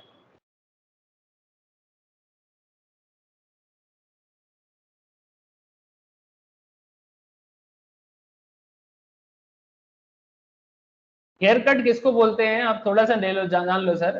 Hair cut value is the cut below the market value, is the cut below the market value that is placed as safe value to accept the asset as collateral for the loan. The size of haircut value is predicted on the risk or nature of asset. Normally equities are high risk, so have high haircut, and gold has low haircuts. माने basically जिसका risk high है उसके लिए rate of collateral जो है वो ज्यादा होगा, जिसका रिस्क लो है उसके लिए रेट ऑफ कोलैटरल कम होगा। स्टॉक मार्केट में ये हेयर कट कॉन्सेप्ट यूज किया जाता है, ठीक है। माने अगर मार्केट में किसी एसेट का, जैसे यहाँ पर क्या बोला, इक्विटी का हेयर कट 15% है, क्योंकि equity as a security risky है कंपेयर टू डेब्ट। डेब्ट सिक्योरिटी लेस रिस्की है, तो जिसका रिस्क कम होगा उसका हेयर कट रेट कम होगा। यहाँ पर हेयर कट रेट का मतलब और कुछ भी नहीं, कोलैटरल को बोल रहे हैं। Haircut value is the cut below the market value that is placed as safe value to accept the asset as collateral for the loan. अगर कोई एसेट को आप लोन के तौर पे कोलैटरल करके जमा कर रहे हो तो उसका क्या मतलब साइज होना चाहिए। The size of haircut value is predicted on the risk of nature of asset. Equity एक एसेट है बट इसका नेचर रिस्की ज्यादा है क्योंकि सबसे लास्ट में मिलता है। डेब्ट भी एक एसेट है बट डेब्ट सबसे पहले कंपनी को रीपे करना पड़ता है, तो नो डाउट डेब्ट रीपे का चांसेस हाई है कॉम्पेयर टू इक्विटी, इसलिए डेब्ट हेयर कट 10% एंड इसका हेयर कट 15%, ठीक है। मैंने आप जब कोई स्टॉक को प्लेज करते हो उसी के बारे में बोल रहे हैं। Hair cut of 10% would mean that if you pledge stock worth rupees 1 lakh, rupees 90,000 will be added as collateral margin to your trading account. अगर आप कोई 1 लाख का शेयर प्लेज करके कोई वैल्यूएशन लेना चाहते हो तो आपके अकाउंट में 90,000 जमा करना है कोलैटरल मार्जिन, ठीक है। You can see this margin under the heading direct collateral on our trading platform, ठीक है। ये जैसे ज़ीरोधा बता रहा है कि ट्रेडिंग प्लेटफॉर्म में 1 लाख का शेयर प्लेज करना है तो 90,000 कोलैटरल जमा करना पड़ेगा, तो 10% हो जाएगा आपका हेयर कट। यही चीज अगर 15% होगा तो 15% हो जाएगा, मैंने 1 लाख का 15% माइनस करके बाकी आपको कोलैटरल के हिसाब से ट्रेडिंग अकाउंट में ऐड करना पड़ेगा, तब जाके आप 1 लाख का शेयर प्लेज कर सकते हो। इसको बोलते हैं हेयर कट मार्जिन। इस हेयर कट मार्जिन के बारे में किसने रिकमेंड किया था सर? इस हेयर कट मार्जिन के बारे में रिकमेंडेशन दिया था जे.आर. वर्मा कमेटी ने, ठीक है, जे.आर. वर्मा कमेटी ने। तो मैं आशा करता हूँ कि थ्योरेटिकल जो डिस्कशन है आपको अच्छा लगा या आइडिया लग गया। बाकी जिनको थोड़ा सा फील हो रहा है सर कुछ बातें समझ में नहीं आया, वो बस उसको समझ में नहीं आया होगा जो प्रीवियस लेक्चर्स वगैरह सुन के नहीं आया। तो जिनको बेसिक से वापस स्टार्ट करेंगे ना, तो ये सब जो थोड़ा थोड़ा जो गैपिंग्स लग रहा है वो क्लियर हो जाएगा। Next class accounting and taxation करेंगे सर, घर पे रिवाइज कर लो एक बार, ठीक है। Next class accounting and taxation करेंगे, मतलब जर्नल एंट्री सीखेंगे। सर अकाउंट्स স্যার पढ़ना है क्या? हाँ क्यों আছে বল। স্যার ক্যালেন্ডার স্প্রেডটা বলেন, এটা কি মানে হেজিং স্ট্র্যাটেজি তাই তো? হ্যাঁ হেজিং স্ট্র্যাটেজি মানে বেসিক্যালি রিস্ক কন্ট্রোলিং স্ট্র্যাটেজি। আমি অনেকগুলো স্ট্র্যাটেজি পড়াবো, এখনো স্ট্র্যাটেজি পড়াইনি পুরোপুরি। যখন আমি স্ট্র্যাটেজি যে আসবো না তখন আমি বলবো, ঠিক আছে। আমি স্ট্র্যাটেজি এখনো সব মানে কিছু কিছু অনেকে জানে, বাট যারা জানে না আমি তাদেরকে বলবো। মানে বেসিক্যালি একটা স্প্রেড ক্রিয়েট করে কল কল নেওয়া, পুট নেওয়া, ঠিক আছে, অপশন যে হয় এগুলো, তো যেখানে রিস্কটা কন্ট্রোল হয়ে যায়। ইটস নট এক্স্যাক্টলি মানে হেজিং, এটাকে ঠিক হেজিং বলবো না, মানে বেসিক্যালি প্রফিটই করব আমি, ঠিক আছে, লস যাতে কম হয়, প্রফিট মডারেট হয়, অথচ আমার রিস্কটা কম হবে, তাহলে আমার মার্জিন অ্যামাউন্টটা কম জমা করতে হবে। ব্যাপারটা খানিকটা এরকম। আমি ডিটেলসে এখন যাচ্ছি না, আমি পরে ডিটেলসে বলবো, ঠিক আছে নন্দন, ডোন্ট ওয়ারি, আমি বলবো বলবো, কোথায় আর যাবো পালিয়ে, বলতে তো হবেই। আজকে এতটাই রাখি তাহলে। যারা বাড়িতে রিভাইজ করছিস থিওরিটিক্যাল পার্টগুলো রিভাইজ করে নে, ঠিক আছে। নেক্সট ক্লাসে অ্যাকাউন্টিং ট্যাক্সেশনটা হয়ে গেলে আমার থিওরিটিক্যাল ডিসকাশনগুলো কমপ্লিট হয়ে যাবে, দেন আবার আমি প্র্যাকটিক্যাল দিয়ে স্টার্ট করব, ঠিক আছে। ওকে, তাহলে এতটাই রাখলাম, বাই ফের। হ্যাঁ স্যার ভাই।